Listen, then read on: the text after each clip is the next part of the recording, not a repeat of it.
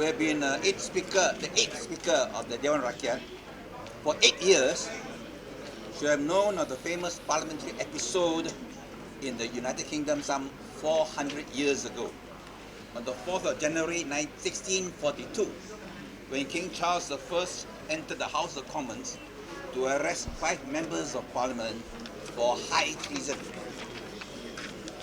When the King asked the Speaker at the time, William Lenthal, if he knew of the location of these members, the Speaker famously replied, "May it please Your Majesty, I have neither eyes to see nor tongue to speak in this place. But as the House is pleased to direct me, whose servant I am here." The Speaker is the servant of the House. "And I humbly beg Your Majesty's pardon that I cannot give any other answer than this to what Your Majesty is pleased to demand of me." The Speaker is the servant of the House. I'm not suggesting that Pandika should emulate William Lenthal and be prepared to sacrifice his political career, let alone his life, because the Speaker that 400 years ago could have been executed, to protect parliamentary honours, privileges and immunity.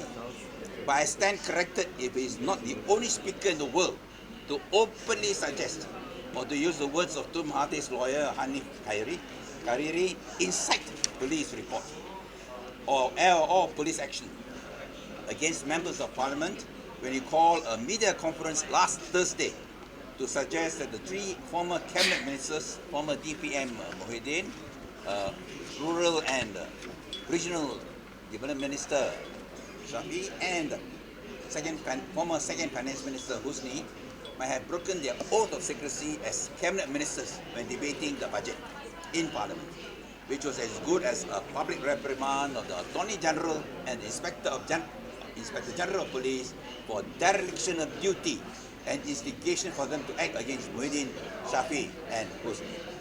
I have reread the speeches of Muhyiddin, Shafi and Husni in the Parliament Hansard, which confirmed that neither one of them has said anything during their speeches in the budget to reveal any cabinet secret which Malaysians and the world have not known before about the 1MD financial scandal.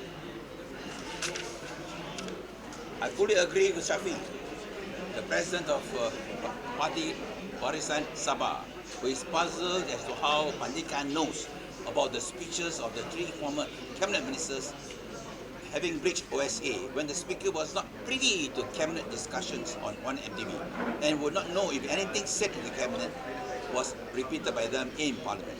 Shafi and asked, "I don't know what under the Official Secrets Act had been revealed by us in Parliament, and I just wonder how did the Speaker know the very fact there is information that is sealed under OSA? Who revealed to him?" The former Rural Development and Regional Minister asked. This is a good question which Pandika should answer in his next media conference, I hear later today, is it? I commend the second Finance Minister Johari for saying that he saw no wrong in Husni's speech, as Johari should know better than Pandika whether the 3 former ministers had violated cabinet secrecy in their speeches in Parliament. I thought that good sense had finally prevailed and that there would be a good end to the sudden and completely unnecessary crisis over parliamentary privileges and immunities of Malaysian MPs when the police postponed their interview with Husni on Monday. But the police summoned of the former DPM to record a statement over allegations of leaking cabinet secrets while debating in the 2017 cabinet budget, although the exact date has not been fixed, seems to show that the parliamentary crisis created by Pandika as a result of this media conference last Thursday is very much alive. And on Monday, Shafi Abdal will be summoned to the police at Monday 10 o'clock to give a statement on his so-called breaking the law by speaking in Parliament. This is why I made a call to Pandika 2 days ago to partly retract his media conference statement last Thursday that the 3 former cabinet ministers may have broken their oath of secrecy as cabinet ministers, and to publicly and boldly reiterate and reaffirm the traditional parliamentary principle that Malaysian MPs enjoy parliamentary privileges and immunity, and the police should not challenge the parliamentary privileges of members of Parliament except in clear-cut cases provided by the Constitution that is violating the Sedition Act 1948 in questioning any matter, right, status, position, privilege, sovereignty or prerogative established or protected by the provisions of Part 3 of the Federal Constitution, Article 152, Article 153 or 181 of the Federal Constitution, which does not apply in the case of the three former cabinet ministers. The debate on the 2017 budget by parliamentary backbenchers have ended after 6 days of debate. And we have now the ministers replying. I called on the Prime Minister to be in Parliament on Monday. This is the last day of the winding up, to assure Parliament that his government would uphold, honour and respect the traditional parliamentary privileges and immunities of Malaysian MPs, and that his government would not countenance any police or criminal action against MPs for speaking up in Parliament on the 1MDB scandal. Before I ask others, I'll just add on. I think this matter very grave. This is the second time in the history of Malaysia that MPs' privileges and immunities are being undermined, and we propose to call a meeting of all MPs and ex-MPs, former members of Parliament, ministers, to come in Parliament on Tuesday to discuss a common strategy of action and response. And I've spoken to Dr. Mahathir, and he's very supportive, and maybe he will be able to come. And of course, we will have Muhyiddin, we have hopefully Shafi Abdal and Husni, in order to work out a strategy as to how MPs must respond to this new challenge. And ask the Speaker to come. The Speaker to come to this meeting, explain what he has done, what he's doing to defend parliamentary immunities and privileges. And we invite all the Barisan National ministers and MPs to attend, because this doesn't concern opposition MPs alone. It concerns all Barisan MPs, all MPs. Khalid, silakan. Okay, Assalamualaikum warahmatullahi taala wabarakatuh. Selamat tengah hari. Similarly lah with yang strange, where the Speaker of the House is supposed to be our biggest defender of the independence of the Parliament, of the rights and the immunities that's granted to privileges and immunities that's granted to members of Parliament, and to see that he is the one who makes the report is something which is it's beyond belief lah. Ni macam kita ni mengharapkan pagar yang makan padi. Dia yang sepatutnya menjadi pihak yang membela hak ahli parlimen, membela kedudukan Dewan Rakyat sebagai satu dewan yang mempunyai kedudukan yang istimewa, yang boleh membahaskan segala isu-isu selain daripada apa yang telah disebutkan di dalam perlembagaan. Itu saja, ya. Tetapi apabila dia yang membuat bagaikan cadangan kepada polis untuk mengambil tindakan terhadap 3 bekas menteri, ini merupakan satu perkara yang it's out of the world lah, ya. You're the one who's supposed to defend. You're the one who's supposed to say no, hands off. Ya, polis jangan masuk dalam Dewan Rakyat. Polis tak ada hak nak ambil tindakan terhadap ahli-ahli parlimen dan sebagainya. Dia yang sepatutnya membela kami, ya. Tetapi apa yang telah berlaku adalah sebaliknya, ya. Maka ianya hanya menambahkan, ya, kekhawatiran kita terhadap keberkesanan dan keberlangsungan sistem demokrasi berparlimen yang seperti mana yang sepatutnya, ya. Dahlah isu 1MDB nak dibahas, Department of Justice nak dibahas, telah diisytiharkan sebagai subjudis, walaupun ianya tidak ada kena-mengena dengan mana-mana mahkamah di dalam negara ini. Ianya merupakan satu keputusan yang dipertikaikan ramai.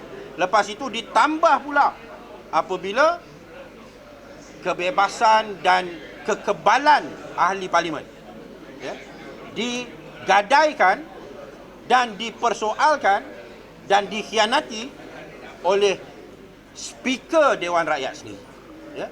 Ini menjadi satu perkara yang cukup besar dan cukup bahaya bagi institusi demokrasi berparlimen di negara, ya, di negara kita, ya. This is an unprecedented situation. Unprecedented because the constitution is very clear. every MP has immunity for anything said within Parliament, except under certain exceptions under the Sedition Act. Now, these three ministers clearly talked about 1 MDB. Therefore, clearly under the Constitution, they have total protection. So what the police are doing now is illegal and in complete breach of the Constitution. And what is surprising, of course, is that one would think that all the MPs, including the Barisan National MPs, would stand together and speak out against this outrage. Unfortunately, we don't see that happening. Worse than that, and I'm very disappointed that the Speaker himself, who knows the law, who we know knows the Constitution, himself, despite knowing that Article 63 of the Federal Constitution confers immunity, except in the case of Sedition Act, as I mentioned, and that's not the case here. Okay, those MPs were talking about 1 MDB, so it doesn't apply. They had immunity. That the Speaker himself, in those circumstances, himself suggested that a crime had been committed. That is shocking. That is shocking. He should have come out and defended as in view of the position that he occupies. So, very simple. It's an illegal investigation, unconstitutional. It should be dropped, and there must be an explanation as to why the executive is doing this, is allowed to do this in our country. The Constitution must be respected. Thank you. Before we have a Q&A, we have asked the hero of today, Sim. To you. Bukan. I have two issues here, but I'm going to just address the first issue first, and then maybe the next BC will address the second issue. The first issue is Speaker chasing me out of the chamber today. I think it is very disappointing. This is my first chase out. This is my first chase out, and the chronology is when he rejected my request for him to review his decision in regards to my motion on referring Najib to the Privileges Committee. And what is very sad to me is that the Speaker continuously, from his statement, alluded that I was questioning the integrity and the professionalism of the civil service, when it is very clear, and I was trying to explain that when I stood up, and I was asking for an opportunity to explain myself.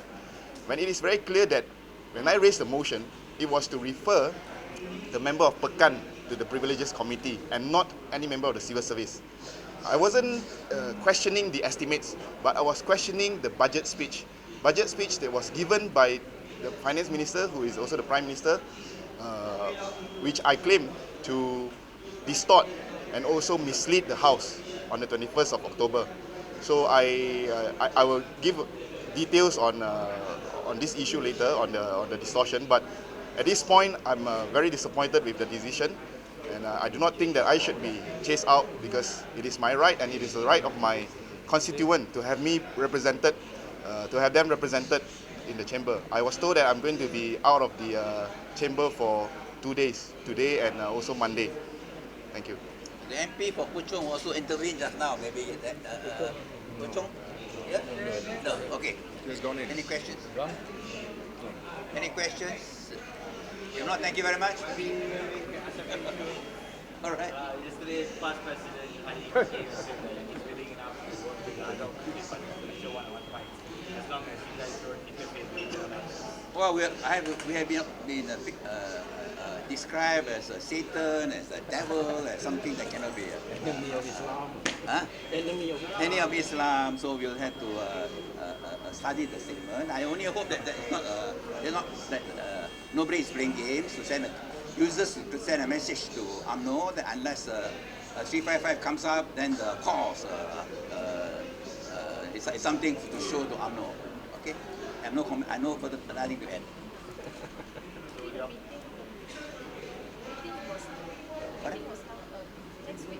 On Tuesday, we'll be in Parliament House. Details will be announced on Monday.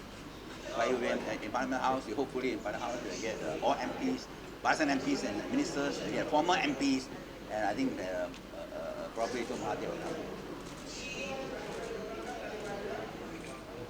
Yesterday, the opposition leader, one of the leaders said you're open. Oh yeah, we are all open.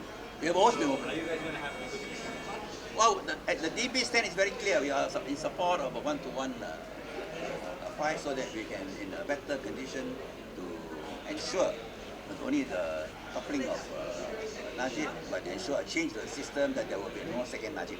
But unfortunately, and one MDB. Unfortunately, we have people who seem to support one MDB.